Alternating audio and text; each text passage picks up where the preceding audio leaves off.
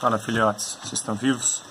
No vídeo de agora nós vamos falar um pouquinho sobre Nietzsche e sobre, em especial, o ambiente histórico e cultural em que ele viveu. Então, assim, na década de 1870, a preocupação de Nietzsche tornou-se, diante do quadro político alemão, e renascimento da cultura alemã. Ou seja, Nietzsche continuou preocupado com a questão da Alemanha, com a cultura alemã, mas agora seu foco volta-se para o problema da formação do povo alemão no interior do processo de unificação. Depois é em 1870 e 1871 que aconteceu o processo de unificação da Alemanha, um dos últimos estados europeus, junto com a Itália, a produzir esse processo de unificação. Começa lá atrás com Portugal, o primeiro país a fazer o seu processo de unificação e também o primeiro a largar na corrida das grandes navegações. Então, trata-se para o filósofo de promover na Alemanha o renascimento da cultura trágica e do pessimismo. Tema que encontramos, por exemplo, em seu primeiro livro, O Nascimento da Tragédia, onde ele vai falar da tragédia grega e de como ela era importante para o espírito criativo grego. De 1872, essa obra. O livro analisa a tragédia grega e seu papel na formação do povo grego. Por isso, busca-se o renascimento da cultura trágica, essa visão trágica do destino inexorável, do amor fati, do amor por aquilo que acontece, pelo amor pelo destino e do eterno retorno do mesmo, as coisas se repetindo ao longo da história e também um determinismo histórico muito grande, onde a gente não tem o poder de mudar e transformar as coisas, mas somente temos que aceitar com amor aquilo que o destino nos prega.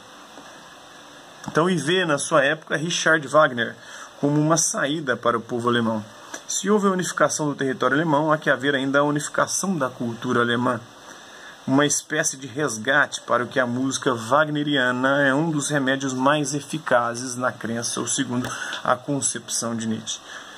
Então, cartaz do filme de Fritz Lang, Os Nibelungos, que trata da mitologia nórdica, as partes 1 e 2 lançadas em 24, e a sequência foi baseada no poema épico teutônico Nibelungelied, que serviu também de inspiração a Wagner na composição de sua tetralogia operística, O Anel dos Nibelungos.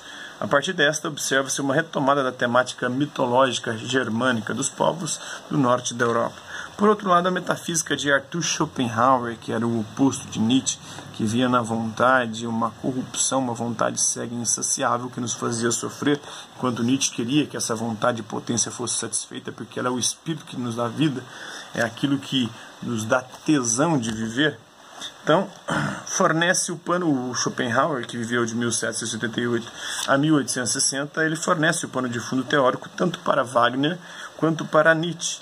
E ela conduz a um pessimismo, a uma visão pessimista do mundo, onde ele vai dizer que a felicidade nada mais é do que uma gota num oceano de sofrimento. A vida humana é sofrimento, nós somos regidos por uma vontade cega e insaciável que nada nem ninguém jamais pode satisfazer. E essa vontade cega e insaciável que nos leva a sofrer. E aí, a gente, por conta disso, vive em busca de pessoas e de coisas para tentar nos satisfazer e saciar essa vontade, enquanto a gente não tem as coisas que a gente quer e as pessoas que a gente quer, a gente sofre, e quando a gente tem, a gente continua sofrendo, não mais porque não tem, mas sofre de tédio, não quer mais e passa a desejar coisas e pessoas diferentes. Então esse é o pessimismo de Schopenhauer sobre o mundo, que ele considera a existência humana como dor e sofrimento. Daí a necessidade de um renascimento paralelo da cultura trágica e do pessimismo.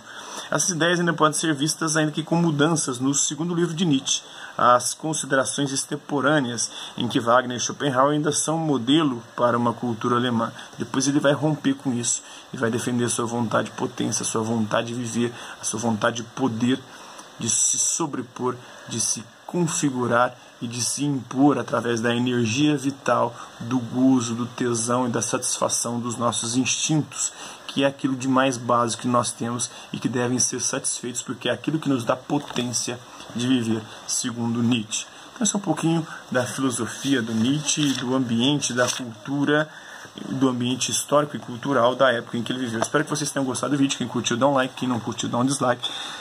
E aqueles que se interessaram pelo conteúdo do canal, é só se inscrever, ativar o sininho e aguardar as próximas notificações dos próximos vídeos. É isso aí, hasta la vista, babies, e até a próxima.